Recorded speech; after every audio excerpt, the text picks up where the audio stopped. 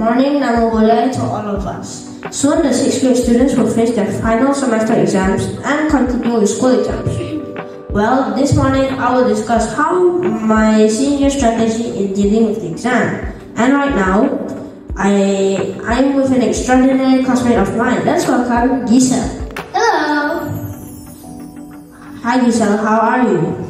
Okay, Jethro, how about you? It seems like you're getting fresher and fresher every day, as if you don't have a burden. You quit. Okay, Giselle, how do you feel before facing your final exams? Are you nervous?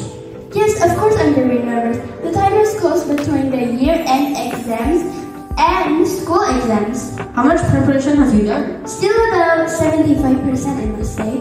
Wow, that's extraordinary in my opinion. Can you share tips for success in studying for exams with me and my friends who are watching or listening to this podcast?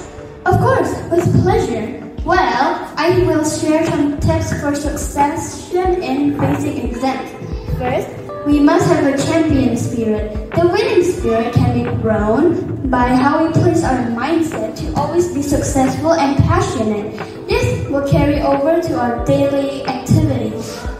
The soul of this champion does not mean we have to always be champions, but how to achieve true champions.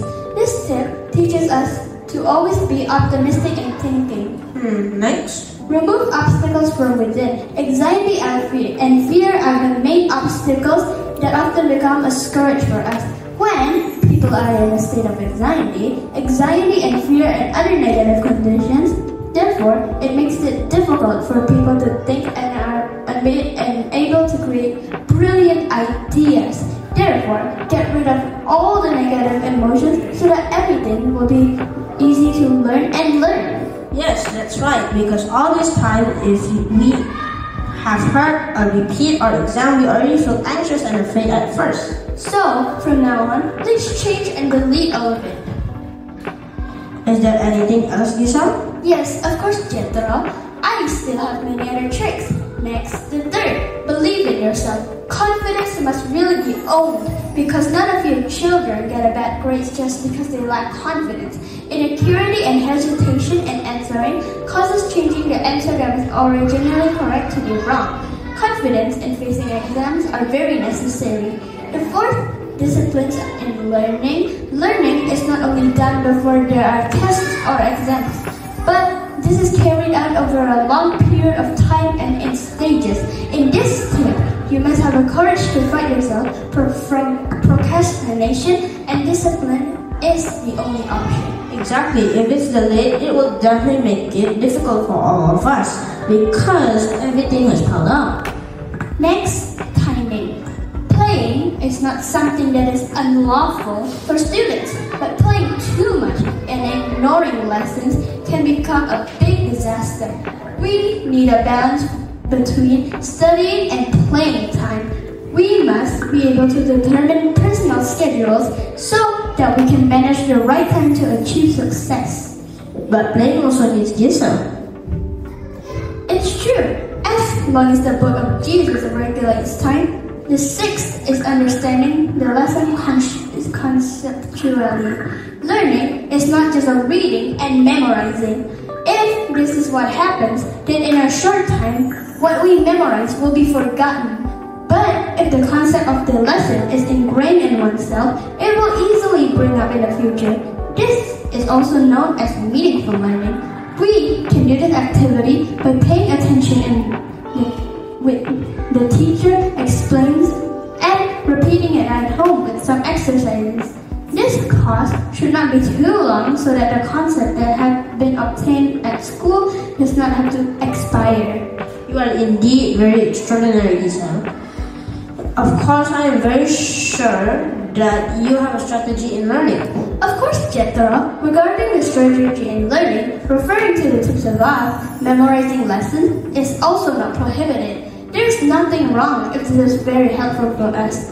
Usually, too much material that masters requires us to memorize the lesson so that this memorization is not easily lost. A strategy is needed in learning. We can make the key points in a lesson in the form of a summary. So, that the next time we can awaken the memory quickly, and that what we need is to practice, and practice. At critical times, such as before the national examination, practice by working on the questions specified in the grid so that our learning is more focused. Do not let our preoccupations with practicing the question make us forget about health conditions of our bodies, so that when we battle the questions, our bodies will be in prime condition. You have conveyed a strategy in learning. Now my next question is, do you also have a strategy on working on the questions? Of course I have. Something that is no less important is when we work on the exam questions. What is often forgotten is how to do the right questions during the exam. The key to success is how to do the exam question correctly in order to get the maximum score. How about an example? One of them is that we have to be calm and throughout skip the questions that we think are too hard so that we don't lose time.